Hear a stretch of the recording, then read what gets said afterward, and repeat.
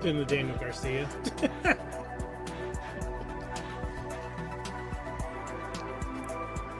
Hi, everybody.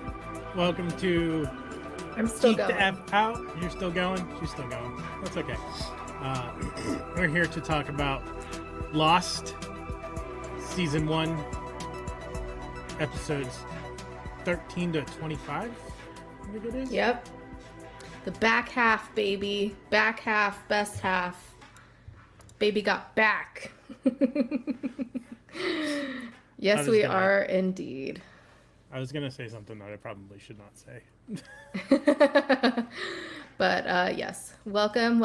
If this is your first time watching us, welcome in. Make sure to smack that like, smack that subscribe, smack that bell icon. We are here to talk about Lost. And this is Johnny's first time. I am popping his cherry, and this is my favorite show of all time. So clearly I've watched this a few times, although it's been a minute and there are things that I've forgotten. So we're gonna go through it. That was my chair. I don't know if that came up. Yep, my chair is very squeaky. So we're gonna go through it episode by episode. We're not gonna break it down like we do for our Trek Retrek or what we've done for other shows like Stranger Things, because we got like what 13 episodes to go through tonight, so yeah, not gonna have much time. So briefly gonna go over like the big things and get Johnny's reactions, you know, watching this for the first time, and you know, also some things that like I've forgotten about or something that I may have like noticed or thought of this time around watching them. So yeah. Shall we get into it? Sure. Sounds good. Okay. So we're going to start with episode 13, season 1, episode 13, Hearts and Minds. And this is a Boone-centric episode. We have the flashbacks with Shannon calling Boone to come save her from what she portrays as an abusive relationship, which still not sure if it actually was or wasn't, or she just like did a makeup bruise or something. And Boone pays him off only to realize later that it was all a setup, and she's definitely done it before, which something to note in one of the flashbacks that we see Sawyer at the police station when Boone is there. And we also see Shannon going to see Boone after at his hotel and calls him out for being in love with her, and they brown chicken, brown cow. And then we have on the island, people are starting to get suspicious of Boone and Locke that they've, because they've been slowly digging up the hatch instead. Boone tells Saeed to stay away from Shannon, and Locke has figured out that Boone likes Shannon, knocks him out, ties him up, and tells him to find his way back, and he has these hallucinations about Shannon, which are always like, I'm guessing the paste that Locke put on his wound was what did it, which I don't think I put 2 and 2 together before about that. And he has to save her from the smoke monster, and she ends up dying. And then he realizes he's relieved when she dies, and Locke is like, yeah, it's time to let go, bro. Like, get over her. Like, and one other thing to note this episode is that Kate finds out that Sun speaks English. Mm-hmm. Yeah. What were your thoughts on this episode watching it for the first time, Johnny? One of the, again, we started with another extreme eye close-up. Yes. Mm-hmm. I think there's one for everyone at some point or another. There's more than one for everyone, I'm sure, because yeah. Mm-hmm. One of my notes, Hurley may be my soulmate. Mm-hmm. Hurley's just great. Oops. There was an interaction with Jack and Kate, and I'm like, don't be creepy, Jack. Just say, hey, Kate, and move on. Like, don't be weird. Huh. I'm wondering what that was. It was near the very beginning, because I think it was right before Locke, you said, like, tied up Boone and abandoned him, because the next comment is, what the fuck, Locke? I know there's a scene where he's like checking her out and she calls him out for it, but I think that was in the previous episodes. I don't think it was in these episodes. I could be wrong though. Maybe it was. I was right, because I think it was the previous episode, whereas like, are Boone and Shannon really siblings? And we find out they are not. Yeah, they're step siblings.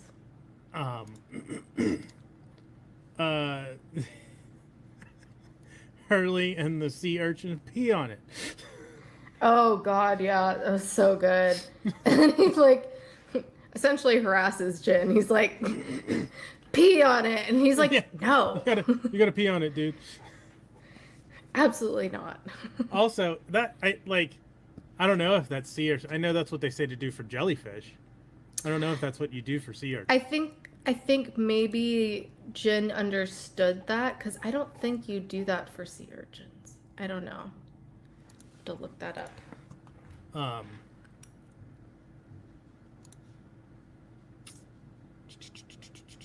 We also find out that the drug that Charlie was using was heroin. I don't think it had really been identified before. Oh, I guess not. I wouldn't know, because it's something I've already known for a long time, so I don't know if... I swear it's been said before. I don't think it was... If it was said not. before this, I missed it, because my notes says, okay, so it was heroin Charlie was using. I feel like in like the moth episode, maybe it was brought up. Maybe. And then, yeah, I have... Oh, shit, Shannon down. Oh, shit, Shannon dead. Wait, what the fuck? Shannon's alive? And then, like you were saying, you think it might have something to do with the stuff that Locke put on Boone's wound. I'm like, peyote or something? Like, maybe Boone was having a vision quest? I don't know. So I looked up what to do with sea urchins, and this actually, once again, bringing back Below Dick and sea urchins.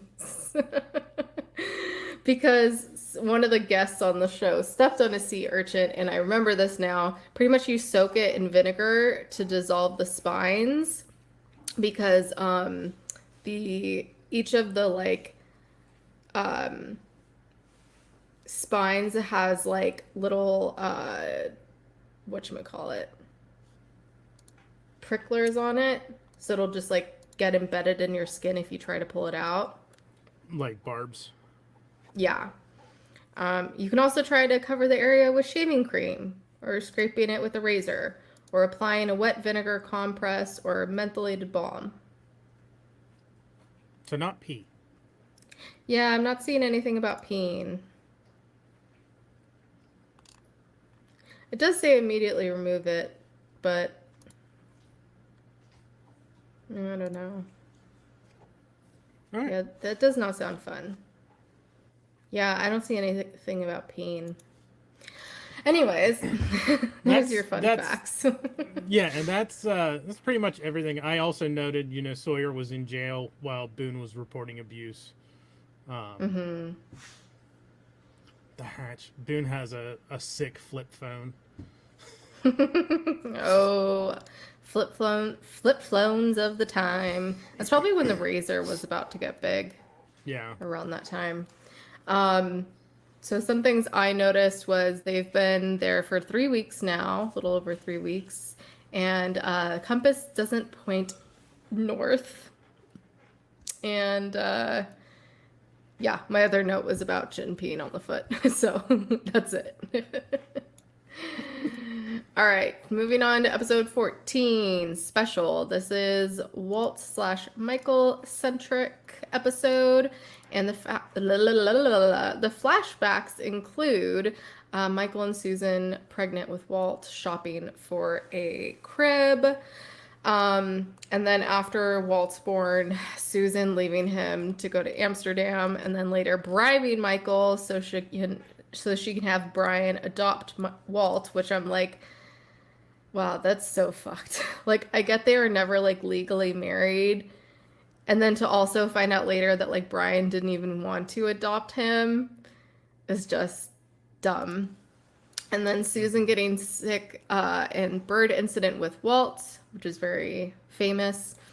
and Brian dumping Walt with Michael, saying that he's different. And then we see Michael picking him up in Australia, which he's like, "You're not my dad." And on the island, we have Claire's been missing for a week, and Charlie is really missing her and ends up reading her diary. And she had a dream about the Black Rock. Dun, dun, dun. Locke teaches Walt to throw knives, and tensions flare between Michael and Locke since Locke sees that he's special, and also between Michael and Walt until they have to save Walt from the polar bear at the end. And this is Michael first mentioning building a raft, and him and Walt start building it. And also Locke and Boone are trying to find Vincent when they come across Claire at the end of the episode. Mm-hmm. What were your thoughts on the episode? So I was saying, what you said something about Walt and a bird being iconic. Mm-hmm. What I'm completely spacing on that. What was that all about? So that's when like his mom gets sick. She's like, "Oh, I'm not feeling well," and like Walt's trying to get his parents' attention while he's reading this book for school on birds in Australia. And he's like, "Pay attention to me, pay attention to me." And then all of a sudden a bird flies into the window. And I'm pretty sure it's the same bird that's like on the page of his book that he's looking at too. And Brian notices that. And he's like, this is spoopy. Gotcha. Do you remember that now? I do now, yeah. Okay. It's like something to remember as well. Yeah, I don't think I clocked that because I didn't mention that in my notes. I just talk about another extreme eye close-up. I would put my eye right here, but it's too much. I forgot to show off. I did a numbers look with the little palm tree. Johnny. I was trying to put Tila's eye there, but it won't focus. Stop trying to make Tila happen. It's not gonna happen. Anyways, continue. Hurley knows what's up. Hurley is just every episode he's great. Yes, he really is. Sawyer's a piece of shit. I don't remember what he did, but I have what the fuck, Sawyer, you're a piece of shit. Yeah, as usual. And okay, so I'm gonna go on a little rant. It's another. It doesn't fucking matter. It doesn't affect anything. Okay. Shannon, close your fucking mouth. So, always.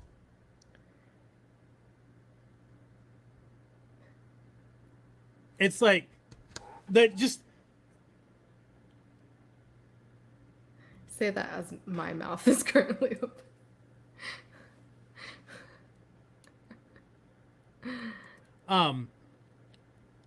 It drove me insane when Heroes was on. I don't know if you watched Heroes. Ali Larder is in that show. She played one of the characters. Mm-hmm. Never closed her goddamn mouth. It was always hanging open. Like, damn. Do people not put their lip? Do people not put their lips together? Open mouths. I don't know. It bothers me. I said it doesn't matter. It makes me irrationally angry. It's just close your goddamn mouth. You're just standing there slack-jawed for no fucking reason. It just bothers me. Okay. Things that randomly piss off Johnny. 101. Also, Michael needs to calm the fuck down. But also, Locke should tell him that he just told Walt to stay away from him. Like, right before Michael went and started. Well, he does, Locke. but Michael doesn't listen. And also, Walt tries to say it too, and Michael doesn't listen. Michael really has some anger issues. Also, fuck Michael for burning the comic book. That was a major dick move. That was in my notes. I was like, I totally forgot he burnt it. Completely forgot about that. You know who else is a piece of shit? Brian. Brian can go suck big fat dick, unless he's into that, a big fat sea urchin. How about that? I like that. We're gonna say that from now on. Topical. Yes. I like could not imagine being in Walt's position, being that young and losing your mom, and then your father figure also leaving, and then this stranger coming and taking you to the whole other side of the world. Like, this is a lot for a kid to go through. And you have some weird special abilities. Like, that's a lot. But also, speaking of Michael and Walt, this is the beginning of the Michael yelling Walt thing that will come up again and again and again, that it's become a thing. And I also forgot that Sawyer stole Claire's diary, which I was like, that's so random, and like, why would you do it? Which I know he says it here, and then he also says it about the notes at the end where he's like, we're limited on like things to read, but like, I don't know. I think he's Snoopy. Yes, he wants to know. It's the con man thing. He wants information so that he has a leg up on everybody. Yeah, exactly. Speaking of, and this is what I wrote in my notes. Speaking of, is nobody fucking looking for Claire anymore? Like, yeah, that's how it really felt this episode. Yeah, I mean, luckily she shows up at the end, but yeah. Yeah, that's what I was thinking too. I did write Walt has superpowers ? Quote, he's different somehow.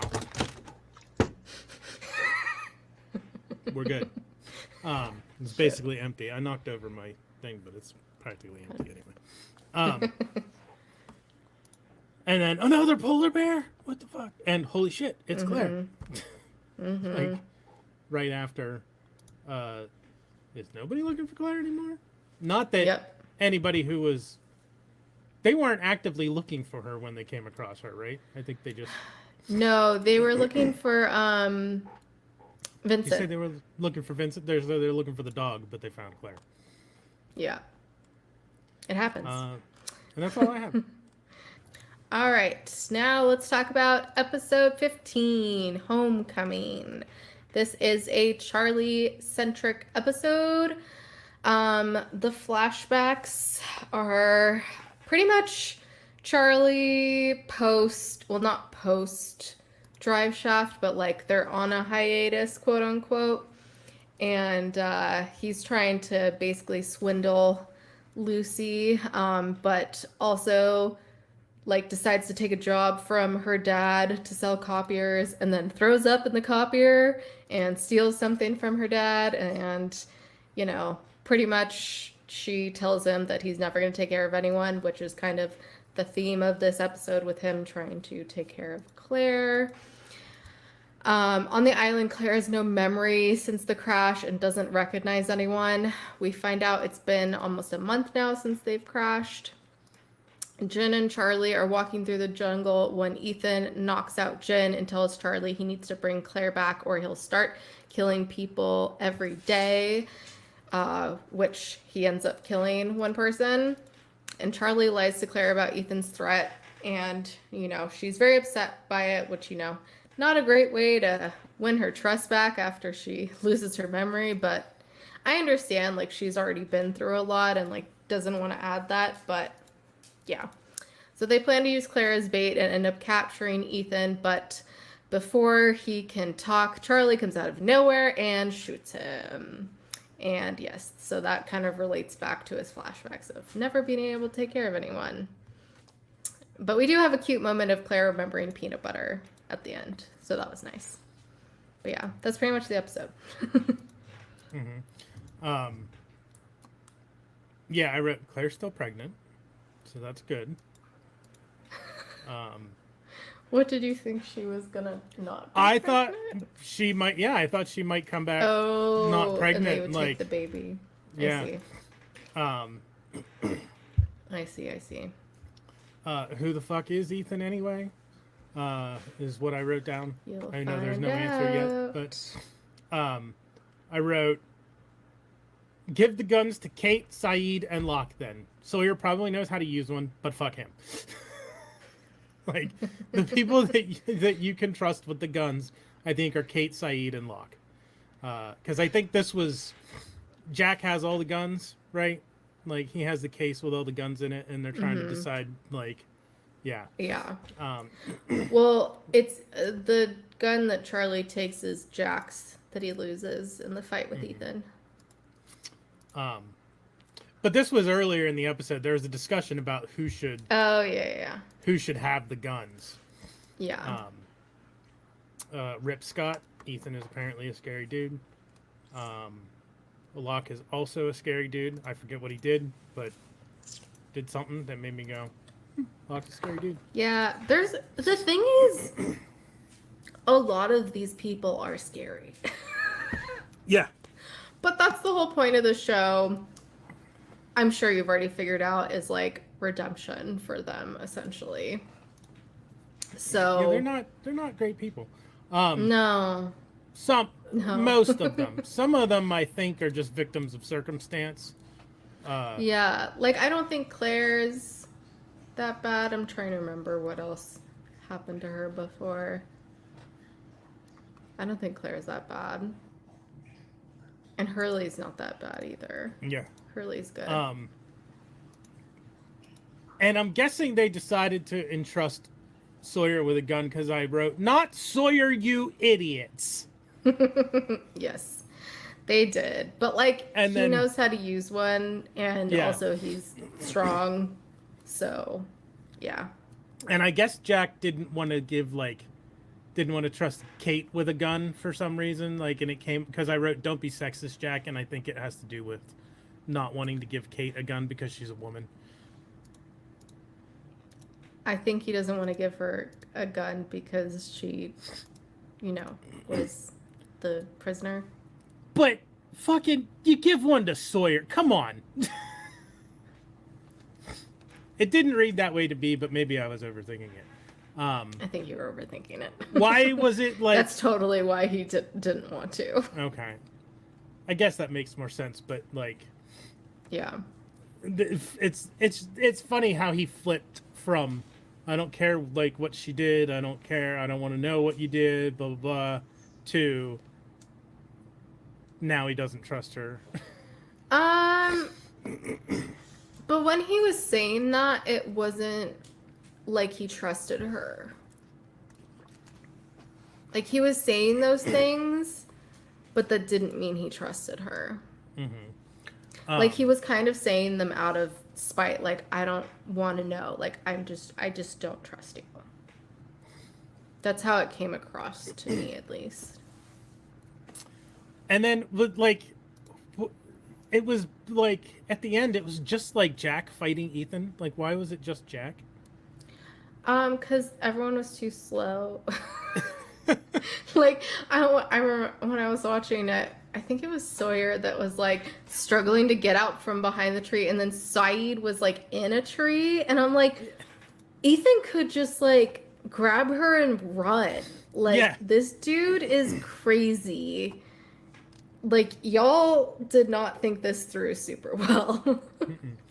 And then Charlie comes in and shoots at him. I'm like, God damn it, Charlie, and fuck you, Yeah. Chuck. Yeah, I start referring to Charlie as Chuck. Charlie's I'm like, withdrawals Why? are a bitch. Flashback, Chuck. Way to fuck up, Chuck.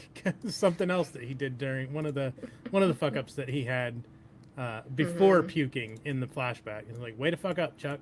Withdrawals are a bitch. Flashback, Chuck. Yep. And that's it.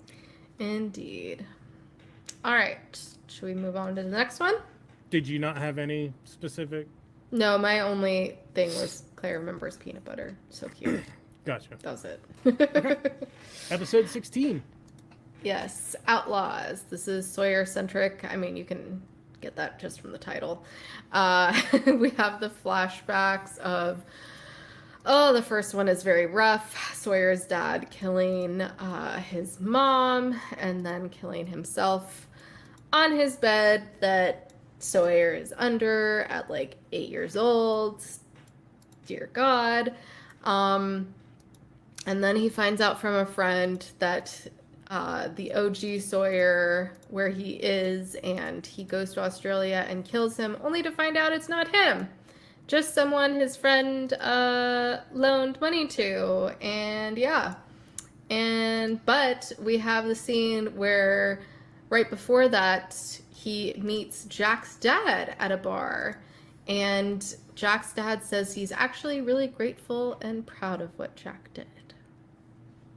Meanwhile, on the island, the boar gets into Sawyer's tent and attacks him, and later he hears whispering, "It'll come back around," aka the last words fake Sawyer said to James, not actually Sawyer. And Kate helps him find the boar, and they play Never Have I Ever.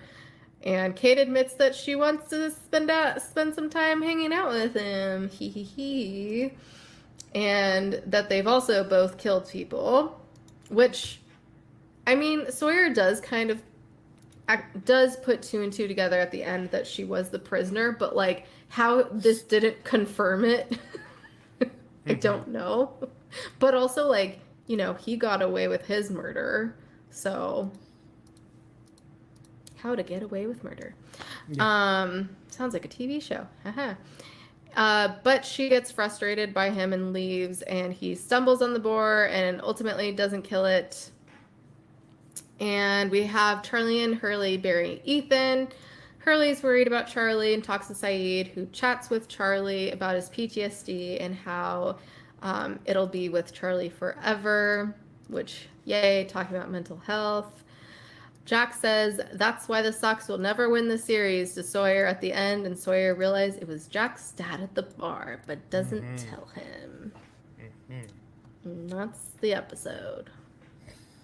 So I assume that, like, the first thing I had written down was LOL, Sawyer deserves it, and I'm remembering the episode opens with the boar having, like, ransacked his tent. Yes. Yes. It was great. Yeah. It does indeed. Fuck off, Charlie. Now he feels guilty and doesn't want to spend time with Claire. Like, now he feels guilty. I don't think it's so much that he feels guilty. I think he's just dealing with it, that, like, he's not able to, like, deal with anyone else. That's how but it comes across that way, obviously. Like, it comes across like, I don't want anything to do with you. And obviously that's how she took it as well. But they make up in the end, so it's fine. Yeah. It's fine. Is this boar Sawyer's Moby Dick? No, it's fake Sawyer.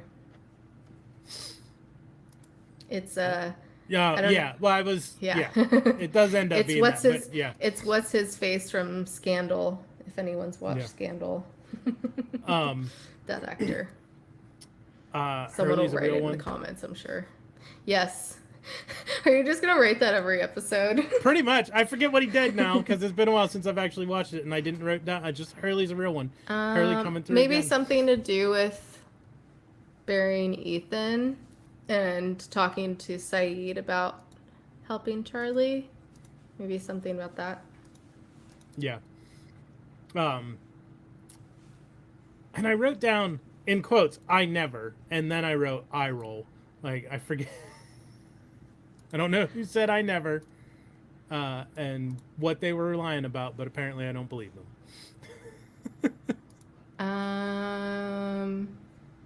Let's see. They said Disneyland. Pink, wearing pink, which Kate was like, I knew it was Sawyer wearing pink. I'm like, what? So random. I think maybe just the fact that they were playing the game in general. I don't know. I don't remember. Which I've never heard it called I never, just Never Have I Ever. Yeah. Never Have I Ever is what I've always heard. Maybe, yeah, maybe in some parts of the country people call it I never. And then, based on Locke's story, maybe the boar is punishing Sawyer. Well, yeah. Yeah. Duh. I wrote a food truck in 2004, like the sweet shrimp truck. I feel like it was like, and maybe early days. That's what I was saying. Like, is it a little early for the food truck craze? Like, maybe it's like a niche thing at the time, but like, and also the this food is truck... Australia, so maybe it was It Plus could it's be shrimp, something like shrimp and grits, like, or not shrimp Yeah. and grits, shrimp on the bobby. Please no one make fun of my accent. My really Little bad accent. shrimp on the ball, bae. That was even worse.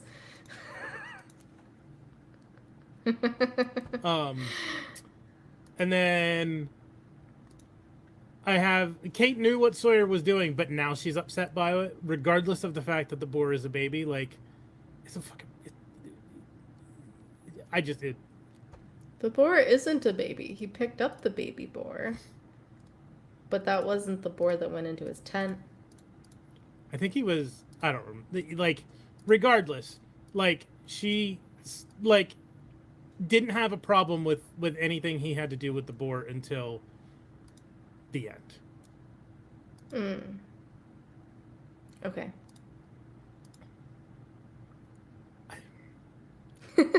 Spoilers. I don't like Kate. Sawyer killed the wrong guy. And then realized it was Jack's dad who convinced him to shoot the guy. Essentially. Yep. That's all I have. This is the beginning of Jack's cut-off maroon button-up shirt. It's very iconic. And I liked the line, "Perhaps he wanted to go camping," that Saeed said to Sawyer about the boar. That's Saeed the only other has notes I have. some pretty good dry wit throughout. Yeah, he season. Does. He does. I like totally forgot about that, and yeah, it's like him and Hurley. Like Hurley's just like naturally funny. Saeed is like witty funny. Charlie's kind of like stupid funny, and Sawyer's like asshole funny. If that makes any sense. I feel like they're the core funny people. Yeah. All right, shall we move on to the next one? Yes.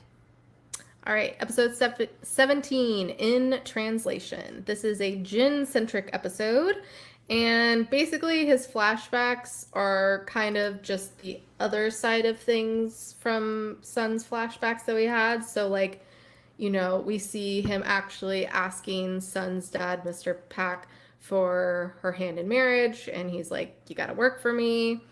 And we do have a new scene, though, of them getting ready for their wedding and talking about how they're going to wait 6 months for their honeymoon.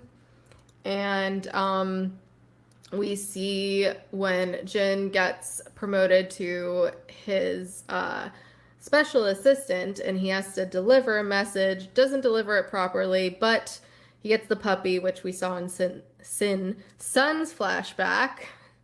And Mr. Pack gets mad and is like, "That's not how you send a message." So he sends him back with another dude, but Jin ends up doing the dirty work himself, and that's when we see him go back to his place with bloody hands that we saw in Sun's flashback. And then we have a new flashback at the end where we see Jin's dad is actually alive, and they catch up. And he tells Jin to do this last thing for Mr. Pack, and then he should be done and run away, which was his plan. On the island, Jin gets mad at Sun for wearing a bikini on the beach, and Michael steps in, but Sun slaps him, then tells Michael she's sorry and doesn't know what Jin is capable of, which she's not wrong. And after Jin finds out she can speak English, he gives her the silent treatment. Then we have Michael in the boat. They find out Sawyer's going on it, and it gets burned down. Everyone thinks it's Jin, so Sawyer attacks him. Jin and Michael fight it out on the beach while everyone watches, and finally Sun speaks up. Locke thinks someone did it who doesn't want to leave the island, but they have bigger problems with the others anyways. So Michael apologizes to Walt and tells him they're going to build another one, and they have a cute little moment together. We find out that Walt burnt the raft because he was sick of moving and likes the island. And Jin ends up helping Michael with the boat at the end, which is sweet. And we kind of have this bittersweet ending while another song plays on Hurley's CD. player, and it finally dies though abruptly, which is a good transition to the next episode because the next episode is Hurley centric, and that's the main bits of the episode. What were your thoughts on it? Thoughts, reactions, theories? Another extreme eye close up. I'm gonna point everyone out for a while. That's fine. Jin is pretty sexist with Sun, and like, fuck, Yeah. dude, just relax. I mean, it is very like cultural, but yeah, like you're on an island. Yeah, it's also complicated from the standpoint of like people getting involved if they're worried about how Sun treats or Jin treats Sun, because especially when, as far as anybody knows, neither of them speaks English. Like, what what do you do? And Yeah. Hurley's trying to Michael talk to Jin, does and I'm know like, that she does. yes. So. Hurley's trying to talk to Jin, and I'm like, he doesn't understand you, Hurley. Mm-hmm. And then during the flashback, I have, why is Hurley on the TV? Yep. And it says lucky That's winner, in Los my Angeles. notes. I'm like, he won the fucking lottery. Which I thought was. So you kind of like, find out before Hurley's episode, and it's kind of cool Yeah. that they do this in the episode right before Hurley's. They do that a lot. Well, they'll like interweave stuff that's like gonna come in the next episode. Very smart writing / I don't know what else to call it. Not editing. foreshadowing. Foreshadowing. But I'm trying to think of who Yeah. does that. I guess the writers. Yeah. Yeah, writers. Jesus, he took his daughter's dog. What a dick. Well, he gave it to him. He did. He was but very insistent. Because he thought he was going to die. He's like, here, take my dog. I wrote, God, the shaky cam. It was particularly bad this episode. Once again, I noticed nothing. Nothing is noticed. There's a bunch of stuff about, I wrote, finally, she speaks English. Did she burn the raft? Hurley. Didn't see that coming. And then I wrote, is this Walking Dead without zombies? Like, I'm getting very much Walking Dead vibes from it. It does definitely feel that way a bit in the first season, where everyone's kind of like going after each other because there's not really like outside forces besides like the zombies in The Walking Dead. Like the others aren't, like, obviously they're threatening with Claire, but like not as threatening as they will be like next season. So it is very like early seasons Walking Dead vibes. I totally get that too. And I wonder if it's possible that there was, because Walking Dead, the show, didn't come out till like 2010, so it's well after this. But the comic started in 2003. That's when Lost ended, was 2010. Yeah, but the comic, if the the Walking Dead comic- comic started in 2003. So I'm wondering if there might be some possible inspiration from the comic into the show, or Maybe. vice I think versa they later. started- It could just be a coincidence. I think let's see. I think they were filming like early 2004, because yeah, they usually film in like spring and then it came out in the fall. So, but I'm sure it was written in 2003 then. It's maybe? possible because the first issue of Walking Dead was October of 2003. So it's possible that it's just one of those like coincidences. Like, what was it? It could be just like, there's Armageddon? trends. Yeah, like Armageddon and trends of Deep the Impact time. are basically the same movie, came out at the same Yeah. time. Like Friends with Benefits and No Strings Attached came out at the same time. Yeah. Very different genre, but yeah. But like there is like trends like that, or just, because all these people in the industry talk to each other and they know what's going on, and like especially if the comic had come out Like, they also could have written most of it and then just kind of put things in here or there once the comic came out. Interesting. Anything else? Not for this, no. It's the same things we already noted. You know, it turns out Jin lied about his dad's death, and Walt was the one who burned the raft. Also in this episode, we have Locks. They've attacked us. We're not the only people on this island, and we all know it. Which was in every fucking promo at the time. And, like, even I think they used for season 2 as well. And we kind of have this side story of Saeed, Boone, and Shannon, where Saeed tells Boone he wants to start dating her. And once again, Locke sees things for what they are when talking with Shannon. And Shannon and Saeed kiss. Woot woot. And this is the first time we've heard about Locke's daddy issues. And yeah, Hurley is on the TV and Jin's flashback was my other note. And that's all I had. Shall we move on to episode 18? Let's. All right, episode 18, numbers, which sadly, I mean, 108 is all the numbers combined, and 8 is one of the numbers, so it's like, it kind of works, but 18 itself is not one of the numbers. But yes, obviously this is Hurley-centric, as we mentioned before.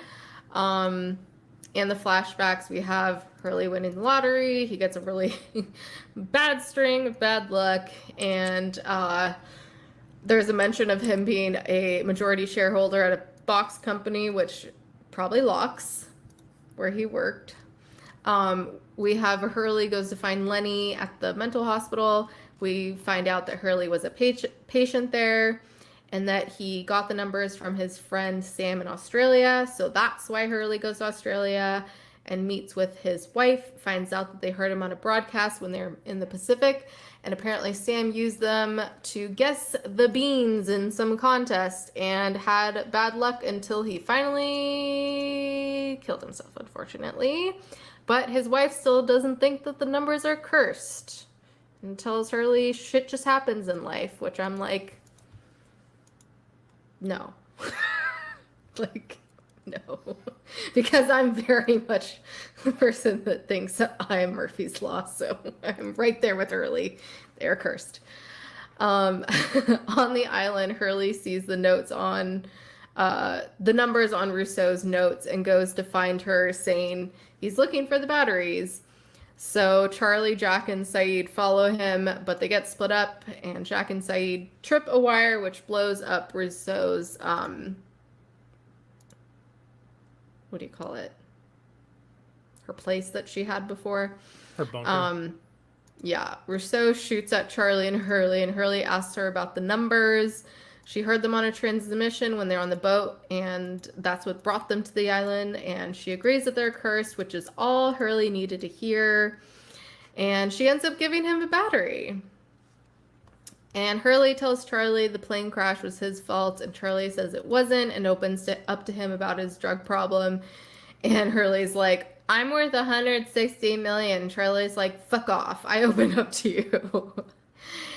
And the last shot of the episode is a zoom in on the hatch, and we see that the numbers are written on the side. Dun, dun, dun. Dun. And there's a cute side story where Locke builds Claire a cradle. That's it. What did you think of the episode? I wrote 4, 8, 15, 16, 23, 42. Let me guess. Those are Hurley's winning lottery numbers. That's the first thing I wrote. I said, what the fuck? Hurley cursed? Hurley now owns Locke's Box Company. And then Hurley being like, I'm spry. Yeah. I mean, he is. He avoided it. Not wrong. And then I was like, what? Hurley was committed? Sam Toomey Kalugi, which is just it's just a funny name. Sam Toomey Kalugi. And then I'm trying to remember. I wrote explosion. Well, Jack's not dying, and I don't remember why I wrote that down. Jack's not dying. Yeah, what does that have to do with the explosion? I don't know.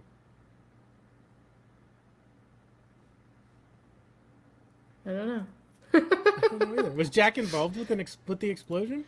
I think he tripped the wire that exploded Rousseau's place. Oh, maybe that's what I was just thinking. Like, But I don't know what that has to do with him not dying because they were far away from it. I don't know. And then We'll like, never know. yeah, Hurley hugging the crazy French chick. Yeah. Rog on Hurley He got does battery. that. He does that a lot. And he does that later with the gate agent at the airport. Happy birthday, Claire. By the way, it's Claire's birthday. I wrote, is Locke a good person? Good question. I don't know. Yeah. And then We'll definitely get into this more next week when we talk to Ralph and talk about season 1 as a whole and get deep into the characters. And then Hurley, $156 million. Goddamn. Well, Walt is getting that 20,000 for sure. And then I think he says in a later episode it's up to like 86,000 or something now. Yeah, it keeps going up. Yeah. And you were talking about the closing shot. It was interesting. I wrote the numbers are on the hatch. Also, that's unusual. Up until now, they have not typically shown us a shot without one of the characters in it. Mm-hmm. This shot is just of the hatch and just of the numbers. There's nobody around. That's not something they've done to this point. Mm-hmm. I think if it's... There's another episode. Either it came before this or after this. I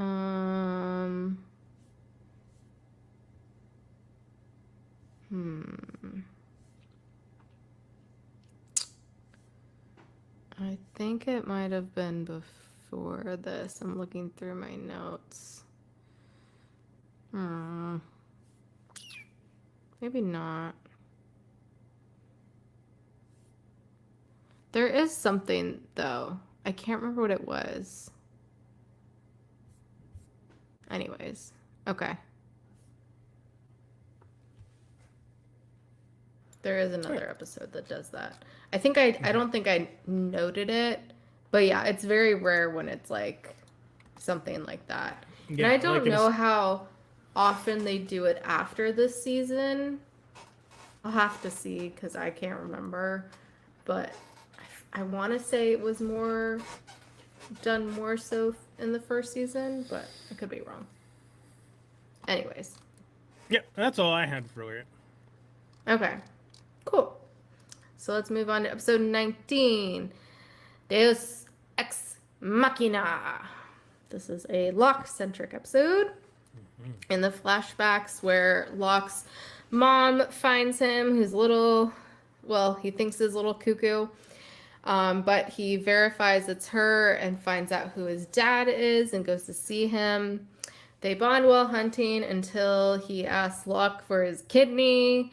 And Locke finds out it was all a scam to get his kidney, and it is very heartbreaking. And his mom was in on it, because it's actually his mom.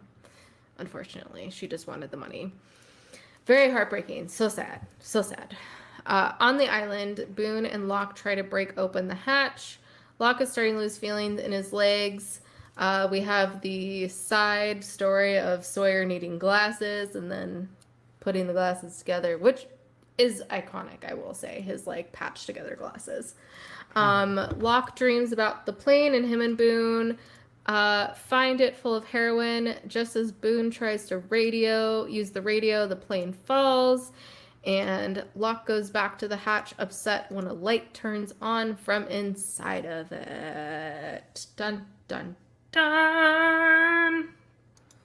Dun! I was Yeah. clearing my throat and I muted myself, so I couldn't do the dun dun dun. What did you think of the episode? The Locke in the toy store sequence felt super familiar for some reason. I can't figure out why. It might have been one of those things where I caught it like We talked a little bit last time about, like, when I was working at the restaurant. I mean, it is a Costco, and you've been to a Costco before, right?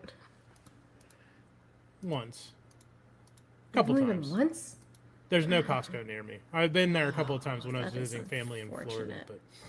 unfortunate. But I wrote, Costco's Locke is a man of nice. mystery. Made a fucking trebuchet? Dug up the hatch bunker? A lot of this is like stream of conscience and stuff about Locke, because it was an episode. Does he not have feeling in his legs? I said, weird. His legs work, but he has no feeling. Is he dreaming? Can't be. Why hasn't he told anybody about his wheelchair? Locke drives a red bug. Is Locke prescient? Because the dream, Teresa, like, stuff is... and then talking about his dad, I'm like, he did all this on purpose to get Locke's kidney. Has Sawyer never actually been to a doctor? So that was, Probably. and then I'm like, wow, Locke told Boone You think about the Sawyer wheelchair. has insurance? Probably not. And then Locke actually told Boone about the wheelchair. Yeah. It's the first person he tells. His dad buttering up to get the kidney. I said, did the operation for removal of the kidney go bad and he got paralyzed? And obviously, no, that's wrong. I said, that's the plane is the plane from Locke's dream for sure. And then, was it Jack's dad who did the kidney operation? Or is this a different... Because I wrote, let me guess, Jack's dad botched the operation because he was drunk.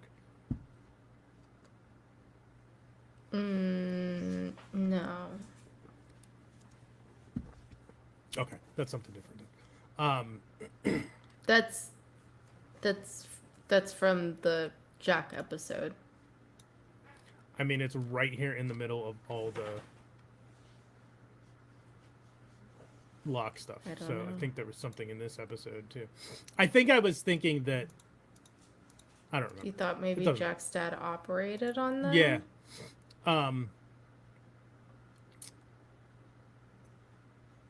Sawyer can give it but can't take I it. feel like that might have been like a theory or something. Yeah, he can't take it. He does not like to be pegged, that is for sure. Oh no. Don't let Charlie find it. All the heroin in the plane. Well, guess what? Yeah. Give it a few Holy episodes. Shit. The radio works and he got through, but plane go boom. Plane go boom. I don't know why I read it like that. I said, go Locke, go. I said, wait, did Locke fake the paralysis coming back so he wouldn't go in the plane and fall? And then why lie about Boone's accident, Locke?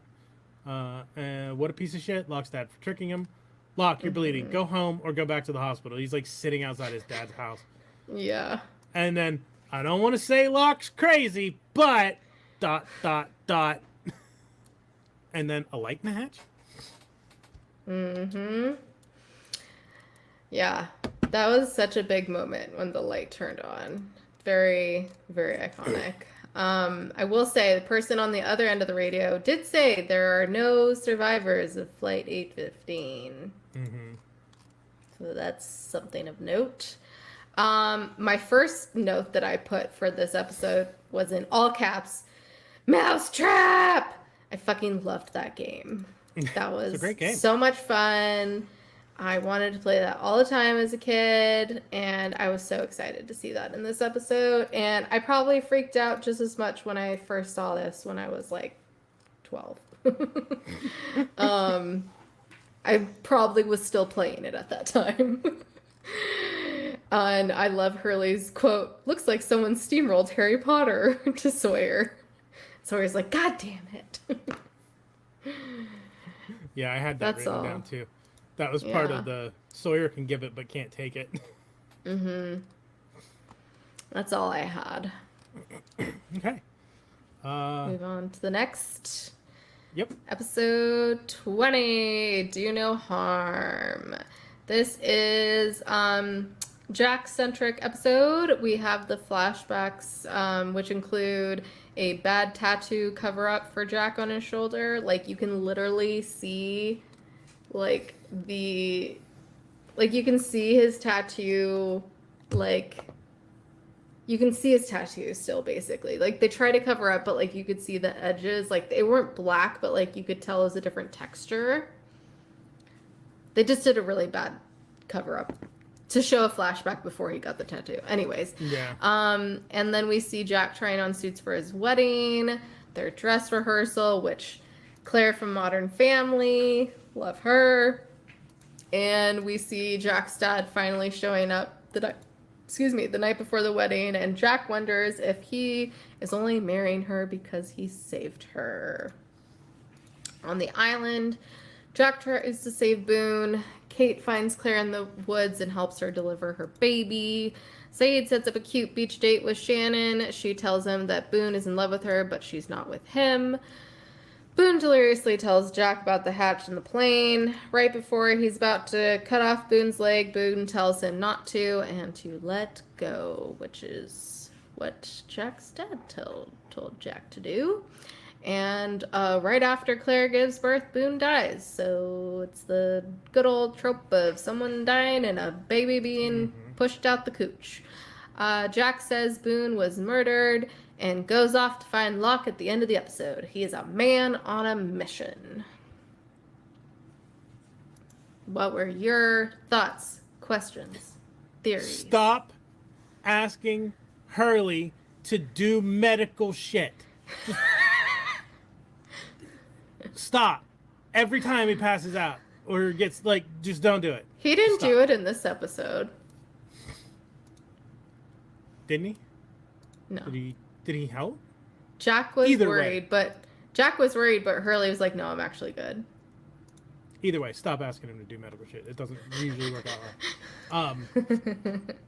I was surprised that Sawyer was not even putting up a fight to give medical supplies. I guess is that part of Kate's carte blanche deal that she had with him? Maybe, but also she was like running and obviously like... Yeah. It was for a good reason.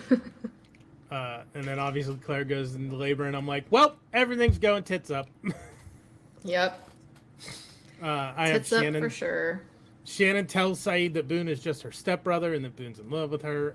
I think Boone's injury is going to make Shannon change her mind about how she feels about him, but it doesn't matter because he dies. He dead now. And then, amputate Boone's leg. Boone's a dead man. Claire was right. It's a boy. Mm-hmm. R.I.P. Boone, but not really. And then Jack going to find Locke. Yep. That's all I have. But Boone did, complete his arc. And not so much redemption, but he was able to finally, let Shannon go, in a sense. So, I love how much Sun was involved in helping Jack with Boone.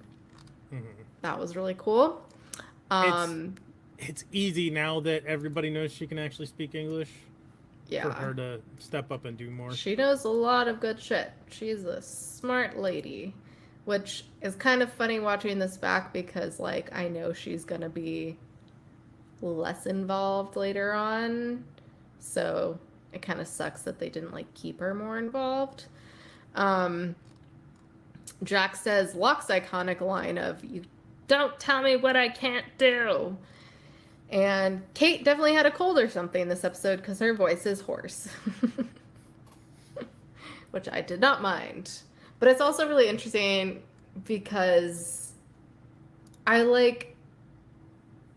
know, looking back, I don't think it was so much this season, but I think maybe season 2. I mean, I liked Kate in the first season, but liked her as just I didn't hate her. But from what I remember, I think I liked her more in season 2 on.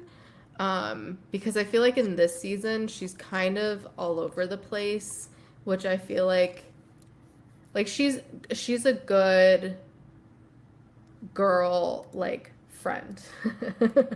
like like she's good friends with Sun, like she's friends with Claire, like helps her deliver the baby. Like I know she's talked with Shannon.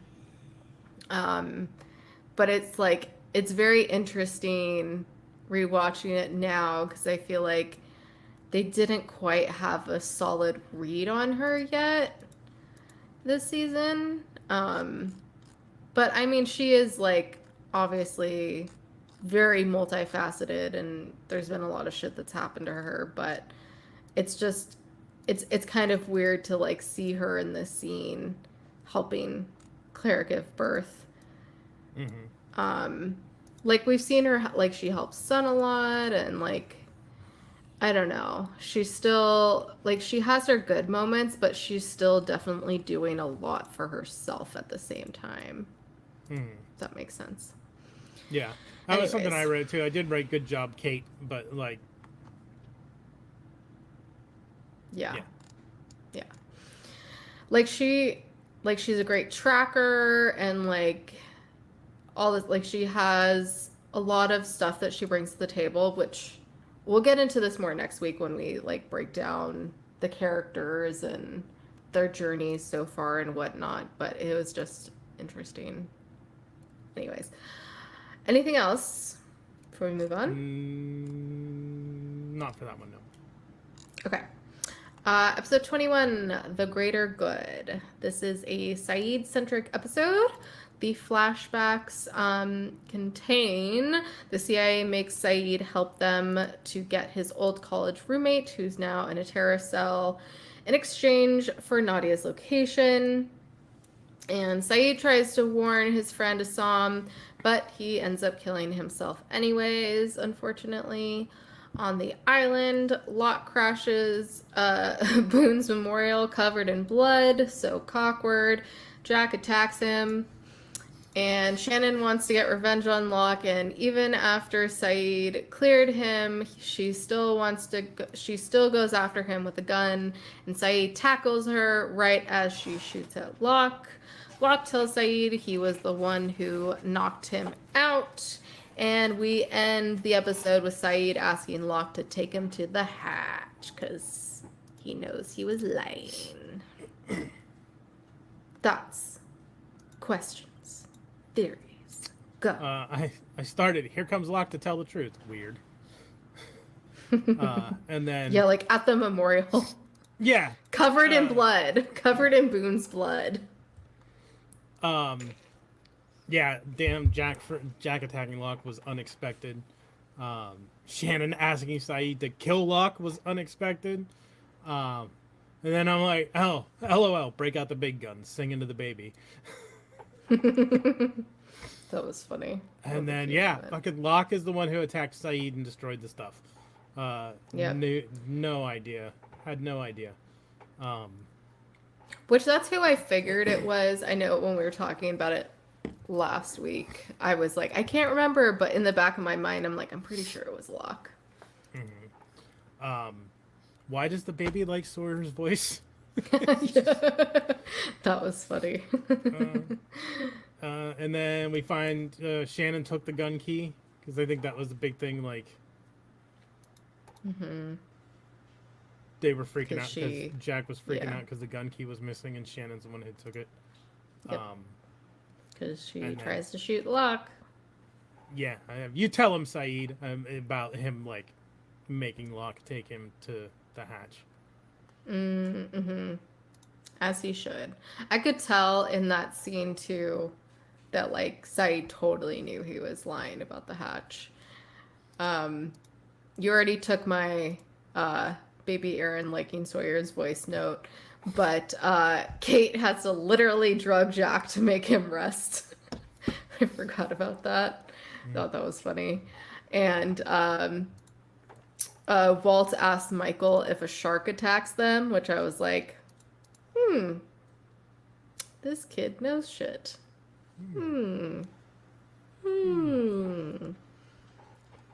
But that's it for my other notes. What? Anything else? Nope. On to 22. Okay. Born to Run. This is a Kate-centric episode, which, like, Duh. The title kind of gives it away. She's a runner. Before I actually get into the flashbacks, her blonde wig, so bad. So bad. Like, so obviously a wig. Like, I thought it was going to be a wig. Like, I thought she was going to pull it off, and she started dyeing it. I'm like, they want you to think that's real hair? Like, what the fuck? Like, that looks like the cheapest wig I've ever seen. Anyways, so we get the origin story of the toy plane from her friend Tom, now Kiss, using Tom to see and talk to her mom at the hospital, and almost gets caught, but unfortunately Tom gets shot and dies. Rest in peace. On the island, we have some raft drama where they find out from Arts that the raft needs to leave immediately. Kate tries to get a spot, and Sawyer realizes that she's the prisoner. Michael gets poisoned. Jack realizes it's Sun trying to poison Jin, and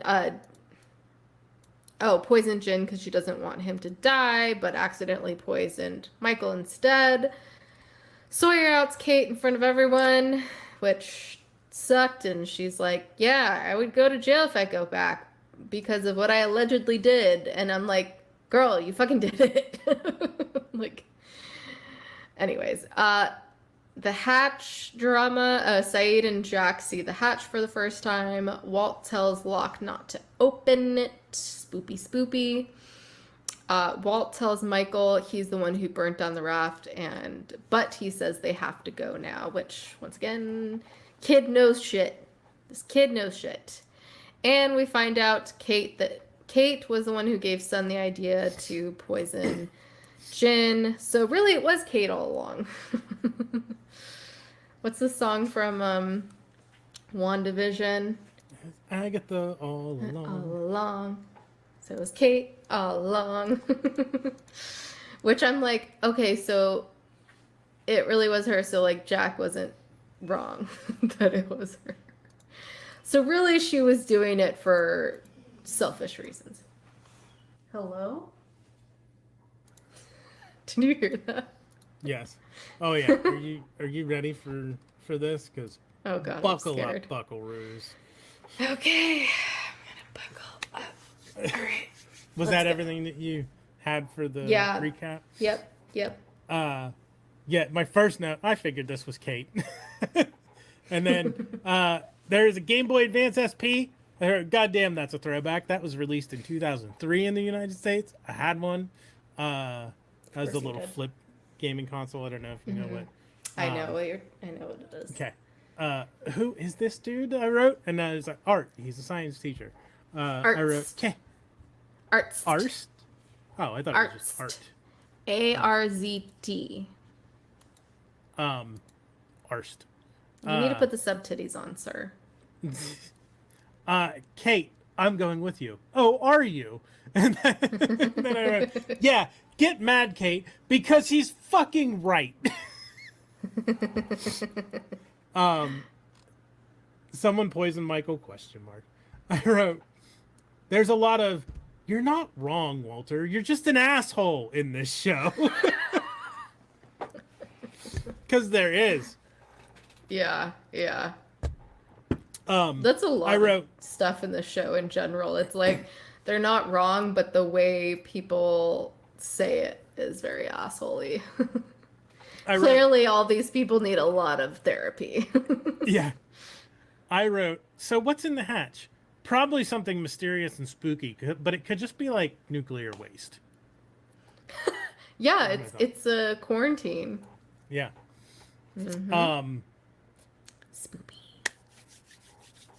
I felt very strongly about this because I wrote all of this to make sure that I got it right. Go fuck yourself, Kate. You're not a saint. Yes, you could poison Michael if it wasn't going to kill him. You apparently know how to track and sail. It's reasonable that you know what to use to make someone sick, but not kill them.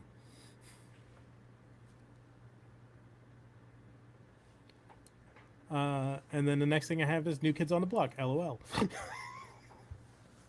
LOL. I wrote, so she killed this dude? How? Kate Austin and Tom Brennan. Quote, you always want to run away, Katie. Yeah, and you know why. Is this a she killed him or she thinks she got him killed and blames herself saying she killed him situation. I have an asterisk before that because later I wrote another asterisk. I'm like, oh yeah, this is absolutely her fault. Yeah. It really is. Don't open it. I wrote, I have no sympathy for Kate. Kate's mom. Cancer? Question mark. Sawyer's an asshole, but I still have no sympathy for Kate. Sun makes sense too. She's been doing all the plants and herbs. You say herb, we say herb because there's a fucking H in it. And then my last note is all these lies and all these secrets. Yep. That's everything. Welcome to drama. Welcome to a drama show. Your eyes got a little wide with my "Go fuck yourself, Kate" rant. Do you have thoughts? No, I was mostly trying to get my thing to blur the background again. And so I was trying to do different things with my face. No, yeah, Kate is definitely, like, these are all very complex characters, and that they're mostly complex because of the shit that they've been through, but also they've made a lot of shit choices, and Kate's made a lot of shit choices.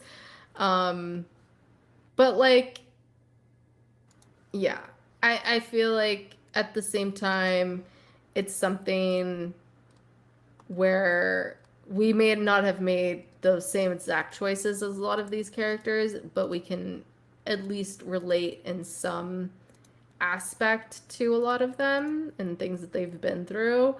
And, you know, like doing things to look out for yourself or doing things to protect your family or protect your friends or whoever it may be. But yeah, a lot of these flashbacks, unfortunately, is don't paint her in the best light for now. But that's what the island is all about: redeeming yourself for the shitty things that you've done. So, yeah. Is that it for your notes? Yes. All right. So this is the first time we see Arzt, and we won't see him for too much longer. I totally forgot that Kate wanted to go on the raft. And Sawyer calls Jin Sulu, which I was like, I understand that reference. But it was also very racist, unfortunately. Well, yeah, that's Sawyer. He's a Yeah. dick. Yeah. Hurley accidentally tells Locke that Kate's the fugitive, which I'm like, that's such a Hurley move to do. But yeah, that was it for my notes. Shall we move on to the 3-part finale? Yes. All right, episode 23, Exodus Part 1. This is everyone-centric. The flashbacks include Walt doesn't want to go back with Michael, Jack at the bar meeting Anne Lucia, Sawyer at the police station headbutted the Minister of Agriculture, apparently, which we haven't seen that happen yet. Kate and the marshal prepping to get on the plane. Shannon and Boone arguing at the airport, and Shannon tells on Saeed for leaving the bag just to show that she can do anything. And I'm like, and a couple being racist about Sun and Jin at the airport. So lots of racism there. On the island, though, we have Rousseau shows up and says that the others are coming. Everyone helps get the raft in the water, but they see the black smoke that Rousseau mentioned. They realize they should try to hide everyone else in the hatch, so they go to the Black Rock, which is an old ship, to get dynamite, and they run into the smoke monster on the way. Sawyer finally tells Jack about what his dad said at the bar, which was a very sweet moment. Walt gives Vincent to Shannon since he helped take care of him after his mom died and thought that Vincent could take care of her, which, yeah, made me tear up a little bit. Rousseau calls the smoke monster the security system. That's the first time we hear it being called that, which I think everyone conveniently, like, forgot about that. I don't know. We'll have to see when I rewatch season 2, but it feels like it's kind of forgotten about after this. Sun makes Jin a booklet to teach him English, and he apologizes to her for everything he's put her through. and he's leaving to save her, and they have a cute little goodbye moment, which was very sweet. Charlie collects notes from everyone to put in a bottle for them to take on the raft, and finally the raft takes off, and Vincent is swimming after it. And I lost it. The dog. But also, he's a lab, and labs love water and love to swim, so I'm like, he probably just wanted to swim. I had to like tell myself that when I was losing it. I'm like, he probably just wanted to swim. It's okay. But yeah, that's the episode. What are your thoughts, comments, questions, theories for your first time watching it? Power Rangers SPD. No idea what that is. Go ahead. The Power Rangers show. It's on the TV dicks? in the beginning. Space Oh, Patrol okay. Delta. But it was Special just dicks. funny to see Power Rangers on. We're just gonna call it that. Space dicks. How about that? Space Dicks. No, don't. That's. That's a very infamous subreddit. Don't visit Space Dicks. I don't even know if it even exists anymore. It might have been banned. Okay. Anyway, Anna You're gonna have to Lucia. tell me after. I was like, Yes. Michelle Rodriguez? Oh, she's dead. She was in the tail. Hurley has loose lips. Sawyer is James Ford. We find out, like, I think his full name. I know they got James in previous, but I think this is where we find out he's James Ford. Wow. Sawyer with a genuinely good gesture. I can talk, I promise. Genuinely good gesture. Telling Jack about his dad. Thank you. See, they redeemed themselves on the island, even though he murdered someone. I still have no sympathy for Kate. Is my next note. That's funny. Not good at goodbyes, but she wants to say goodbye to Sawyer. Bitch, make up your mind. Like, what do you want? And I did right here, Leslie Arst, not Art. And then, for fuck's sake, Arst. He goes back. These rains can't be real. Raining in the jungle, but not on the beach. How big is the island? How far apart are they? The sense of scale is not obvious. So it makes, like... Until they're on the raft, though, and they see, and they're like, how has this island not been discovered? Arst is being chased by the monster. Locke, I don't know, Locke said, just be still, and I wrote, their vision's based on movement. Yes. And then the monster leaves, and the rain stops? Coincidence? And then I wrote, security system. They talk about it as a security system. I wrote, from the mouths of babes, again, a genuinely sweet moment between Walt and Shannon. Yes. And the flashback with Shannon, I'm like, God damn it, Shannon. It's ironic that she starts dating Saeed. Like, I wonder if he put that together at all. You know? It's a good question. But also, he seems like someone, at least now on the island, that's like, you know, like he's whatever about it now. Yeah. Like, could not, but like at the same time, it's interesting because once again, this was not long after 9/11 when people were being very racist, very stereotyping, very, what's the word when? Profiling? Yeah, profiling people. I mean, people still fucking are, unfortunately, but like, especially at airports. And it's interesting that they made the decision to put this in here to show what a piece of shit she is, you know, which is like telling people you're a piece of shit for like profiling people. So I appreciated that, at least, even though she was being a piece of shit. And she was also doing it to show Boone her power. Yeah. So I'm like extra shitty. Yeah. I wrote, this raft trip is doomed. They're either all gonna die or not get anywhere and end up back on the island. Not wrong. Yeah. BlackRock is a fucking pirate ship? That's great. And how the fuck is the sail working with a big fucking hole in it? Yeah, I saw that. I was like, they have other material. They could have patched it. Yeah. But like it's pretty big, so maybe it didn't matter. Yeah, But also, I don't yeah, they know could have easily patched it. I don't know the They have so many the physics stuff. of how the sail works. It might still be fine with a hole in it, but it's a funny visual. Yeah, That's all I have. I noticed that too.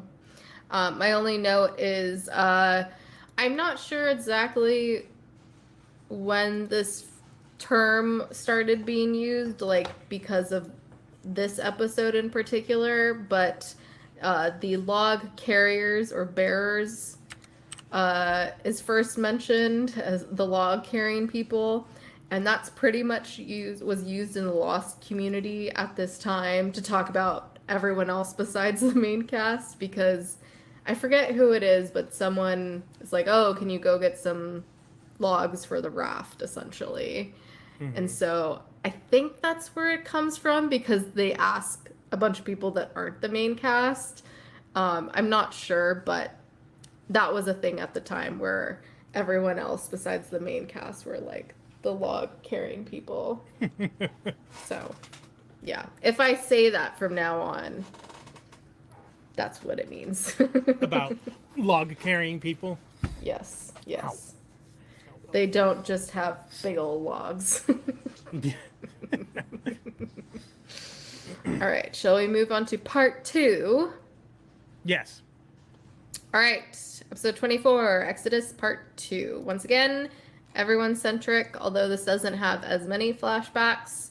We see one of Mr. Pack's men talk to Jin in the bathroom and tells him that he's planning to run away, which is kind of good that they, crash on the island, because they would have been caught if they landed in LA.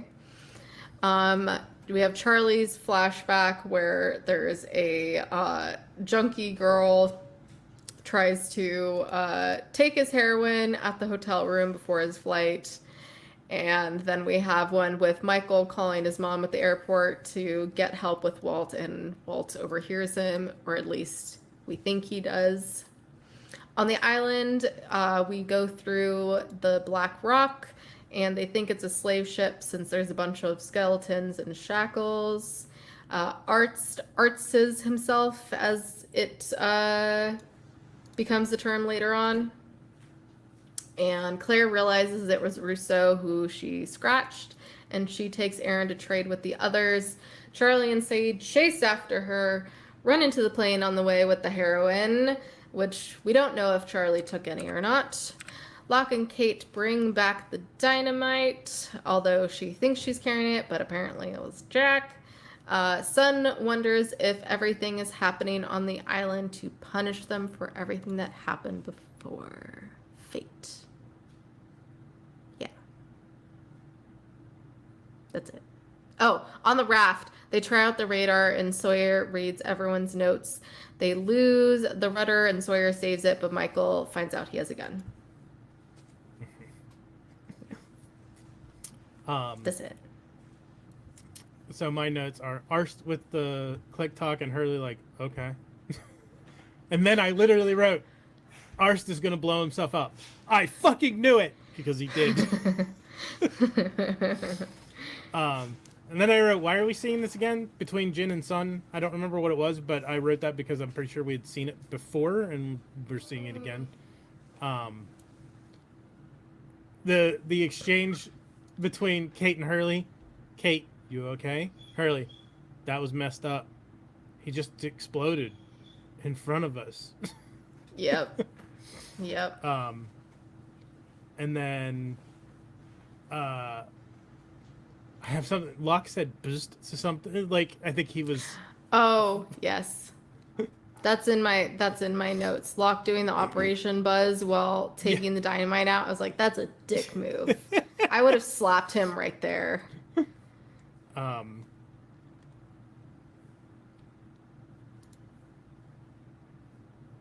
And then I think I'm talking about Russo. I'm like, oh no, she doesn't want Saeed. She wants Claire's baby. Yep. Yeah. And then she cray cray. Fucking junkies, man. The girl in the hotel with Charlie Yeah. fighting over heroin. And then she's like, Yeah. you're pathetic. I'm like, pot kettle, chickie. Yeah. Sawyer's For such a real. jackass for reading the notes. And then there's a part, Michael is telling Walt to steer for the clouds, how to steer the boat. I'm like, clouds move, dude. Don't aim for the cloud. Yeah, I was thinking that as well, but I think it was just like a general direction. Yeah. Yeah.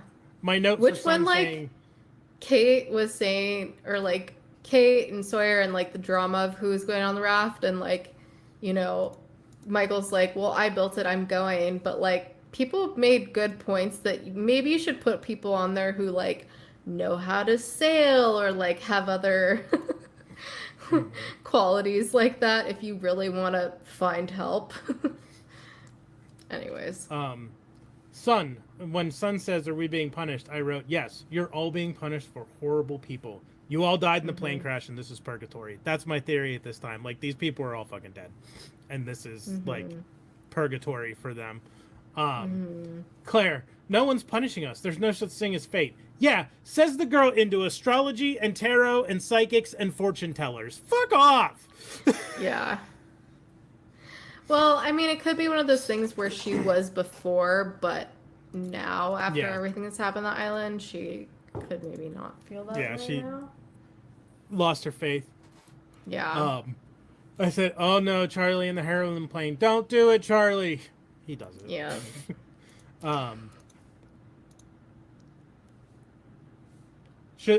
For the like conga line of TNT, shouldn't Locke lead and then Kate and the Rare, since they're the two that have the dynamite instead of the way that they were set up, which doesn't make any goddamn sense.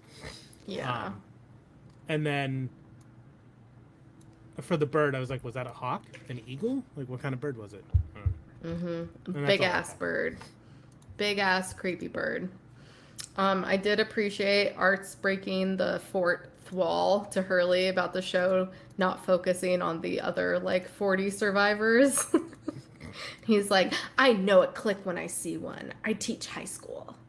I thought that was really funny because I feel like he very much represented like the audience comments about that and how like, you know, none of the other people are focused on at all, which like you can only do so many people. Like this is already a lot of people to focus on. So and then Locke doing the Operation Buzz, he's a poop for doing that. And we get the iconic marching music when Saeed and Charlie are running after Rousseau, which I think is the first time we've heard it. And pretty much anytime anyone's like marching anywhere, like even if it's just one I think it's mostly if there's more than one person. I'm trying to think of anyone if it does it for one single person. Usually it does it for when there's a bunch of people marching somewhere from now on. It's very iconic music though. Michael Giacchino. Chef's kiss. Chef's kiss. But yeah, that's all I got for part 2. Part duh. On to part 3. Part 3. Episode 25. Exodus part 3. So we have everyone centric again. We have Hurley rushing to the airport and he gets all the bad luck again. And we see all the numbers. Like, I don't know if you saw the like soccer team and all the jerseys had the numbers in order on them. Oh, I don't know if I clocked that one. Yeah, there's a lot of numbers that come up and he barely makes the flight. And of course the gate agent is like, it's your lucky day, but actually it's not, obviously. And Locke has to get carried on the plane, which that was tough because obviously it's like you're taking away your like pride a little bit by doing that. And we have a montage of everyone getting on the plane at the end. On the island, though, we have the first actual appearance of the smoke monster, which we see a little whiff going through the jungle, but then we actually start to like actually see it where we see it pulling out trees, which the noise it was making before, they kind of make it sound like it's these big like heavy steps running, but we realize it's just trees being pulled out. And Locke goes towards it and gets sucked into a hole. It pulls it down into a hole, and Kate throws dynamite in it to free him. And then they see more of the smoke monster itself come out of the ground. Locke thinks he was being tested / this is their destiny, which, you know, very much begins this conversation of, you know, man of science, man of faith, like destiny, fate, you know, coincidence, all that shit.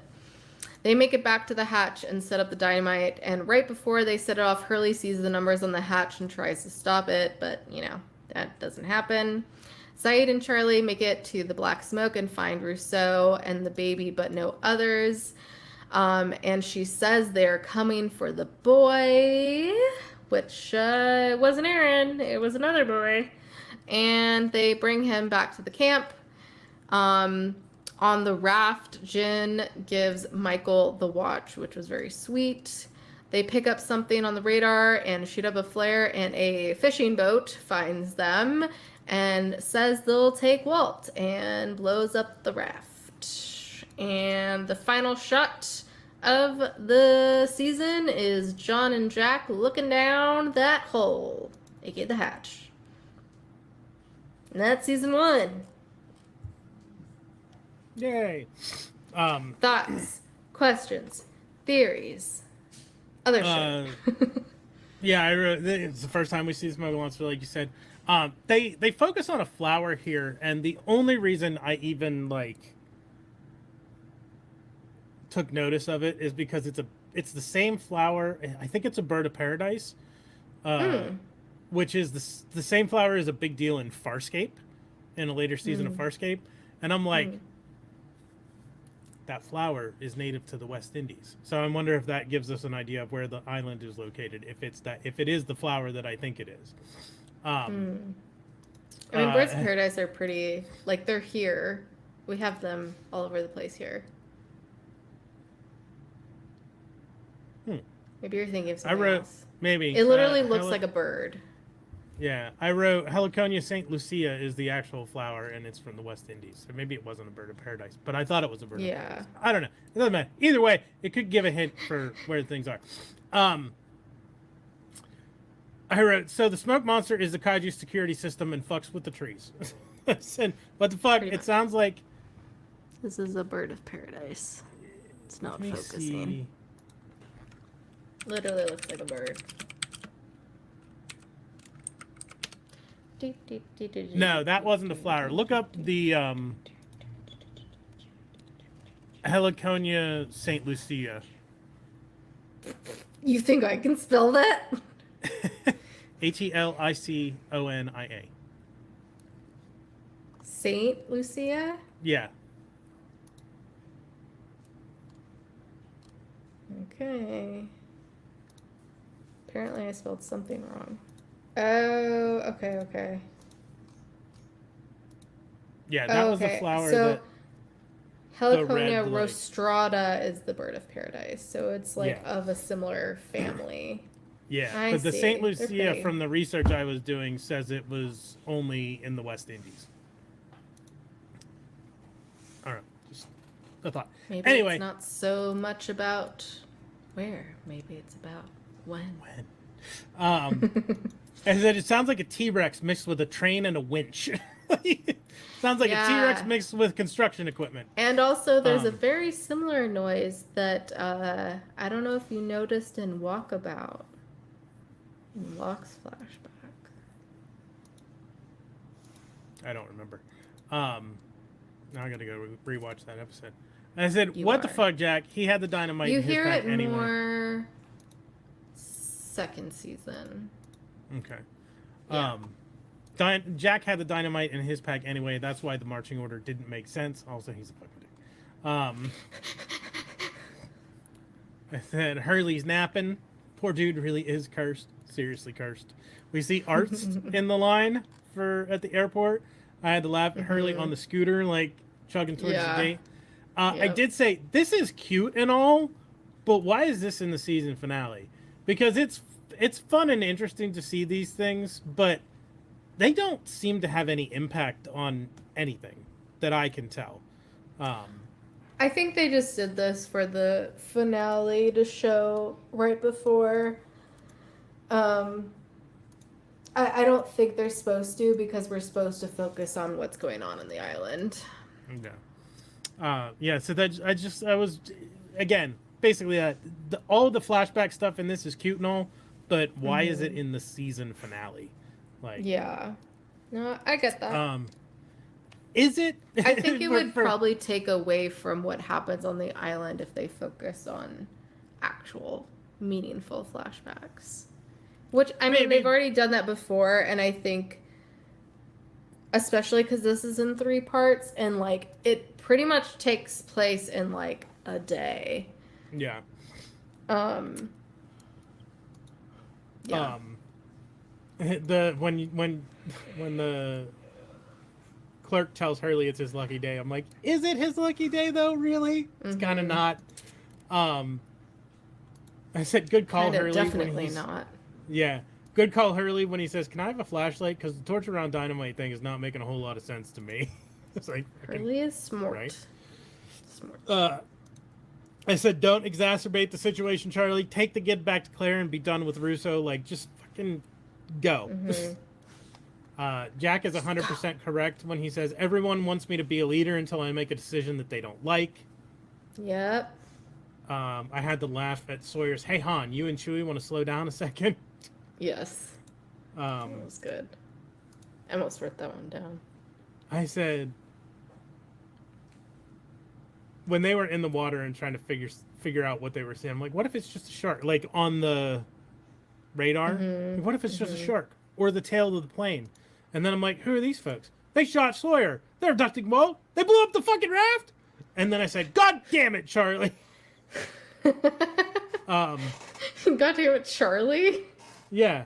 I think we see that he did take heroin from the... Don't we see... He did something I didn't like. I thought we see that maybe he took heroin. And then we see that the comic book that Walt was reading, that Michael burned, actually belonged to Hurley, because he takes it out and starts reading it on the plane. That was in my notes, yep. And then when we look down the hatch, we see a ladder without enough rungs to climb down.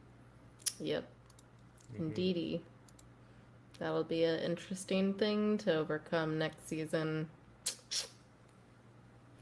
That's all I had. Nice. I already talked about the smoke monster's footsteps actually being trees. Jack actually put the dynamite in his pack instead of Kate's. It corrected fat to fate for whatever reason. Or maybe I just did that subconsciously. But fucking fat shaming of Hurley by the airlines lady, I was so pissed at her. I was just like, fuck you, bitch. And this is the first mention of man of science versus man of faith. And we have Jack's famous line of, we're going to have a lock problem. Which, of my little Jack toy that I have, it has like a little box that it says a few lines, and that's one of the lines he says. Also says, live together, die alone. And it's also a line that he says right before we're going to have a lock problem, which I can't remember now. And then my last note is, we find out it's Hurley's comic. And that's it. That's it. That's it. Yeah, that is season 1, folks. Like we said, we'll get into it more next week when we have Ralph on and may have another special guest. We're waiting to find out. But very excited. We'll break down, the characters and their arcs and theories and all that good stuff next week. We just wanted a space to talk about the episodes themselves for now. And yeah, anything else, Johnny, before we geek the F out of here? That's what they said. Yeah.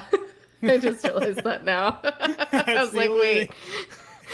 I was surprised. Unless you want to save it for the next one, but no. We should no. Sorry. I literally looked over as I was saying it. I was like, God damn it. I'm an idiot. No, I don't have anything. I'll save any other thoughts and things that I have for next week with Ralph. Okay. You go first. I'll show you if you want to see. Just pee on it. Put out your hand. You'll like it. I swear. You can do better than that. You did it again. Give it to me, baby. Give it to me, baby.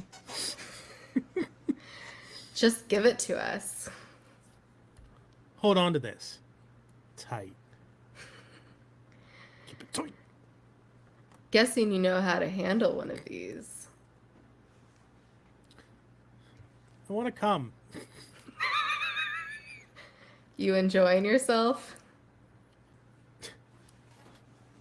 I thought it'd be bigger.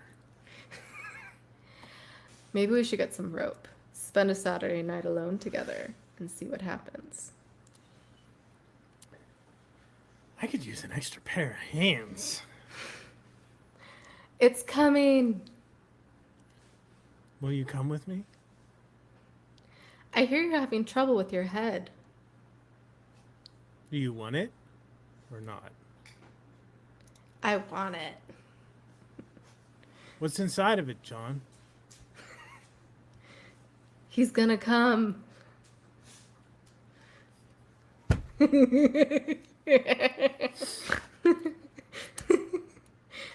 I like that thing a lot better inside than I like it outside. How's your head? The others are coming. They're coming again. I wanted to get off today. You need to get them in there tight. Yay!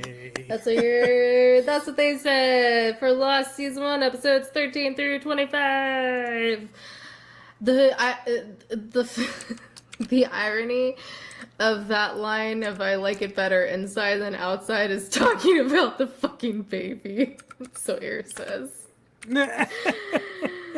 Oh, it's too good. Too stinking good. So yeah.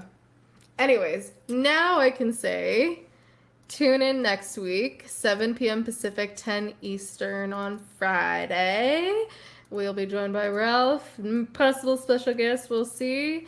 And so we'll talk about season 1 as a whole. Make sure to smack that like, smack that subscribe, smack that bell icon. You can follow us on Instagram at GTFO channel. If you want to email us, our email is channelgtfo@gmail.com. I can speak, I swear. And yeah, thanks for geeking the F out with us, everyone. Whether you're watching live or on the replay, we very much appreciate it. I hope you've been having fun. And yeah, let's geek the F out of here, Johnny.